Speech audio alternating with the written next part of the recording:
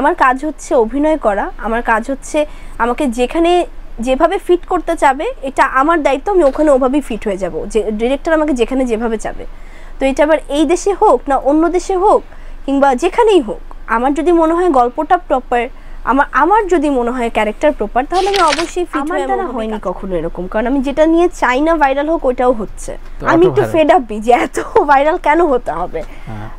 তো আমার দ্বারা যেহেতু এটা এখনো হয়নি, সো আমি ওটা জানি না, আমি কোনো কিছুই ইচ্ছা করে করি না। বাদ বাকিদেরটা তো আরো জানি না যে আসলে তাদের কিভাবে হয়। না না, এখন তো আসলে অনেক বেশি সোশ্যাল মিডিয়া ভিত্তিক হয়ে গেছে তো সব, যে মানে সবার মোটামুটি ধারণা যে সোশ্যাল মিডিয়াতে দুটো আপলোড দিলেই আই গেস হয়ে যাবে। কিন্তু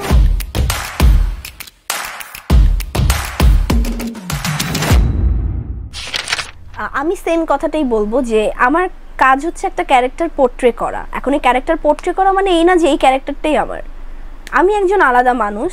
আমার কাজ হচ্ছে অভিনয় করা, আমার কাজ হচ্ছে আমাকে যেখানে যেভাবে ফিট করতে চাবে এটা আমার দায়িত্ব, আমি ওখানে ওভাবেই ফিট হয়ে যাব, যে ডিরেক্টর আমাকে যেখানে যেভাবে চাবে।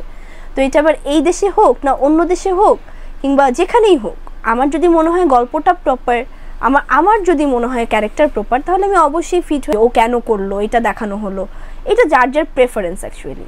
না এটা আছে, দেখা যাক, একটু পড়াশোনা শেষ করি, কিন্তু ক্যামেরার পিছে একবার হলেও কাজ করতে হবে।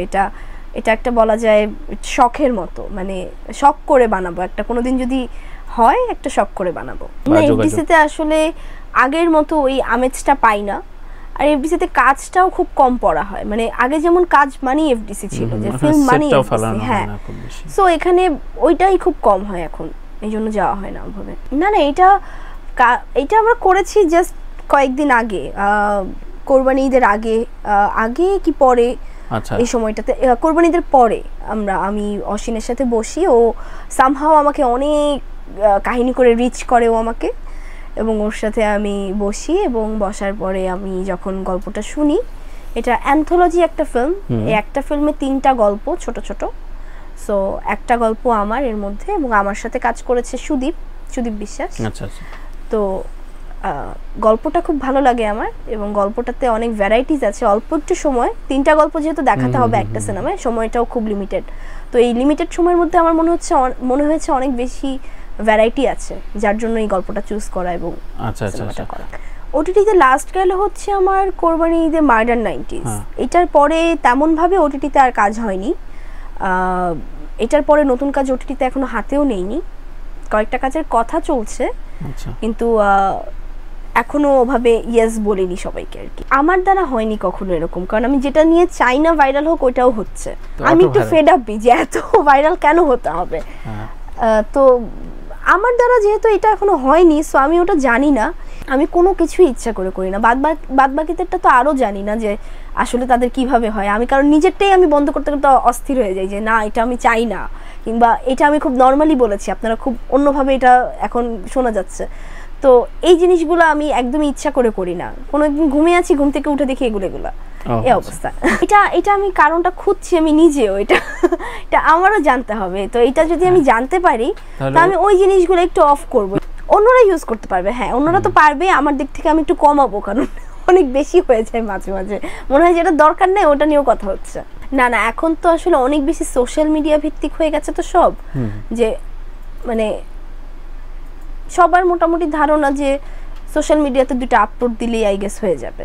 কিন্তু আমরা যদি আশেপাশে তাকাই, যে আমাদের পার্শ্ববর্তী দেশগুলোতেও এত সুন্দরভাবে তারা প্রমোশন করার জন্য, যে তারা এত সুন্দর করে মাঠে বাসের মধ্যে মুজিবের পোস্টার, কিংবা বলা যায় বিভিন্ন জায়গায় বিভিন্ন রকম ক্যাম্পেইন হয়েছে। এটা একটা নতুন অভিজ্ঞতা আমার জন্য, কারণ আমি এভাবে ক্যাম্পেইন আসলে করিনি, অন্যান্য জায়গায় আমি দেখিও নি নিজের সিনেমার। তো এই জিনিসগুলা আসলে যদি থাকে, মানে এগুলো যদি নর্মাল হয়ে যায়, একটা সিনেমা না সব সিনেমাই হতে হবে, এটা যদি এরকম নর্মাল হয়ে যায়, তাহলে আমার মনে হয় দর্শক পর্যন্ত পৌঁছাবে। এবং সব কিছু তার পোস্ট দিয়ে আনা যাবে না, দর্শক পর্যন্ত যেতে হবে আমাদের নিজেদের। এখন সিনেমা তো আসলে বঙ্গবন্ধুর, তার জীবন ওই যে একদিন একটা সিনেমার মতো, এত কাহিনী তার কিভাবেই বা কি দেখাবে। সো অনেক কিছু এডিটিং এ কাটা পড়ে গেছে, অনেক কিছু দেখাতে পারেনি তারা, অনেক কিছু আমাদের শুট করা, অনেক কিছু আমাদের দেওয়ার কথা, বাট হয়নি, কারণ সিনেমার লেন্থ এতটাই বড় হয়ে গেছিল যে পরে মনে হয়েছে এগুলো একটু এক্সট্রা, এগুলা বাদ দিলে বঙ্গবন্ধুর 2টা কাহিনী বেশি দেখানো যাবে। তো যার জন্য ইটস ওকে, বাট তারপরও যেটা আমার মনে হয় এই সিনেমায় একটা পাসিং শট দেওয়ার সৌভাগ্য থাকলেও অনেক, কারণ অনেকের পাসিং শটও কাটা পড়ে গেছে। আমার মনে হচ্ছিল যে এই সিনেমা নিয়ে এই সমালোচনাটা কেন হবে, মানে আমি এই স্কোপটাই বা কেন দিব। তো এইটা আমি জানি না যে এই সমালোচনাটা যে শুরু হয়েছিল, মানে এই টিজারটা এইভাবে কেন এসেছিল, কিন্তু আমার ধারণা যেটা যে কেন এসেছিল সেটা হচ্ছে যেহেতু কানজে দিতে হবে, ওখানে একটা তাড়াহুড়োর ব্যাপার থাকে, যে হয়তো বা অনেক কম সময়ের মধ্যে টিজারটা বানাতে হয়েছে, কিংবা হাতেও এনাফ টাইমটা ছিল না যে আমি এটাকে একটু পলিশ করব, যার জন্য হয়তো বা তাড়াহুড়োর মধ্যে তখন যেটা করা যায় এই জন্য। কিন্তু দিন শেষে যখন সিনেমাটা দেখা হবে এই টিজারের কথা কারো মনেই থাকবে না, এটা শিওর। আমার তো আসলে হ্যাঁ থাকার কথা, বাণিজ্যিক ছবি প্রথমত অনেক কমে গেছে, অনেক কমে গেছে, অনেক কমে গেছে, এবং তারা যেরকম বাণিজ্যিক ছবি করছে হয়তো বা আমার ব্যাটে বলে ওটা ভালো লাগছে না, মিলছে না আমার সাথে, এমন না যে আমি একবারও অফার পাইনি কিংবা আমার কাছে একবারও আসেনি, হয়তো বা আমার কোনো একটা ল্যাকিংস লেগেছে, আমি বলেছি এবং তারপরে তারা অন্য কাউকে কাস্ট করেছে, তো এই যে ল্যাকিংসটা বলেছি তারপর থেকে হয়তো বা তারা আমাকে বলেইনি। তো যেহেতু আমি ইলজিক্যাল কথা বলিনি, সো দ্যাট মিনস আমি খুব মানে কি বলে, আমি খুব স্ট্রংলি সত্যি কথা বলেছি সবগুলো। তো এইটাতে যদি কারো মনে হয় যে ইন ফিউচার আমাকে নিয়ে প্রবলেম হবে, এটা তাহলে তার প্রবলেম, এটা আমার প্রবলেম না মোটেও।